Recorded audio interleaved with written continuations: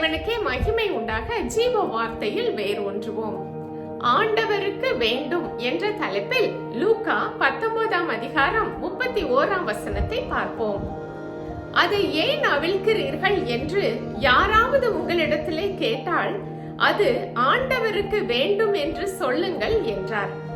குருத்தோலை ஞாயிறு என்றால் நம்முடைய மனதிற்கு வருகின்ற படம் இயேசு கிறிஸ்து நகரிலே கழுதையிலே பவனி சென்றதும் மக்கள் சந்தோஷமாக ஆர்ப்பரித்து ஓசானா என்று சொன்ன சத்தமும் தான் நம்முடைய மனதிற்கு வருகின்றது. இங்கே அந்த கழுதையை பற்றி சொல்லப்பட்டிருக்கிற காரியத்தில் இருந்து நாம் இன்று கற்றுக்கொள்ள போகின்றோம். கழுதையுடைய வாழ்க்கையிலே எதிர்பாராத மாற்றத்தையும் அந்த மாற்றத்தினால் கிடைத்த மரியாதையையும் மகிமையையும் நாம் இன்று பார்ப்போம். தேவனால் முன்குறிக்கப்பட்ட அந்த கழுதை கட்டப்பட்டு இருப்பதினால் இயேசு கிறிஸ்து தன்னுடைய சீஷர்களை அனுப்பி அந்த கழுதையை அவிழ்த்து வர சொல்லுகின்றார். இங்கே கழுதை அவிழ்க்கப்பட்ட காரியத்தில் இருந்து 3 காரியங்கள் நம்மால் கற்றுக்கொள்ள முடிகிறது.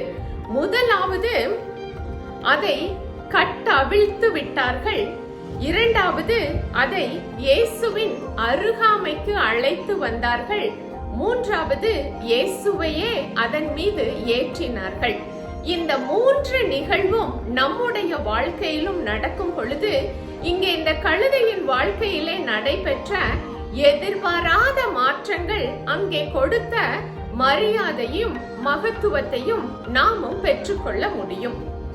தேவனால் தெரிந்து கொள்ளப்பட்டிருக்கும் நம் ஒவ்வொருவருடைய வாழ்க்கையிலும் இருக்கும் கட்டுகளில் இருந்து நாம் விடுதலை பெற வேண்டும்.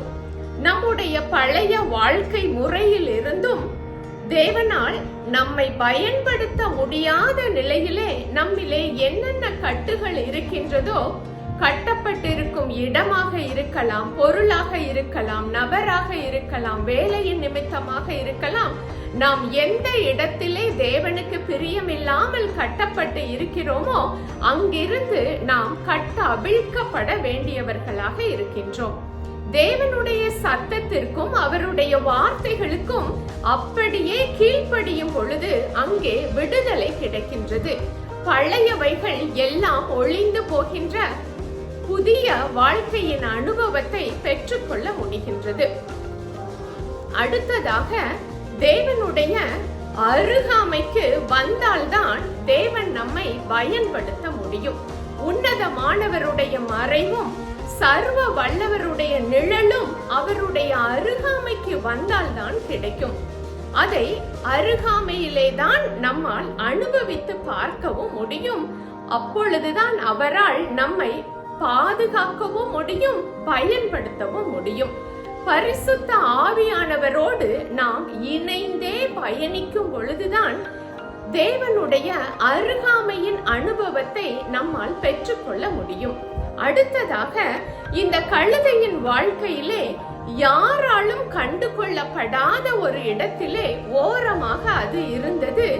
இப்போ இயேசுவை தன் மீது அது ஏற்றி கொண்டவுடன் அதற்கு கிடைத்த மரியாதையும் மகிமையும் அதன் பாதங்கள் கீழே படாதபடிக்கு வீதியிலே விரிக்கப்பட்ட பொருட்களின் மீது அது நடப்பதும், தன்னை சுற்றி இருக்கின்ற மனிதர்கள் சந்தோஷத்தினால் ஆர்ப்பரித்து ஆடுவதையும் பாடுவதையும் அந்த கழுதை தன்னுடைய வாழ்க்கையிலே எதிர்பாராத நன்மைகளாகவும் மேன்மைகளாகவும் அது பெற்றுக்கொள்ளுகின்றது.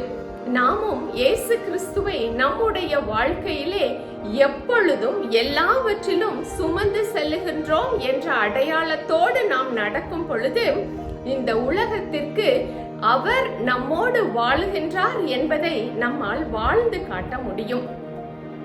அவர் நம்மை மேன்மைப்படுத்த விரும்புகிற தேவனாக இருக்கின்றார். நாம் அனைவருமே ஆண்டவருக்கு வேண்டும்.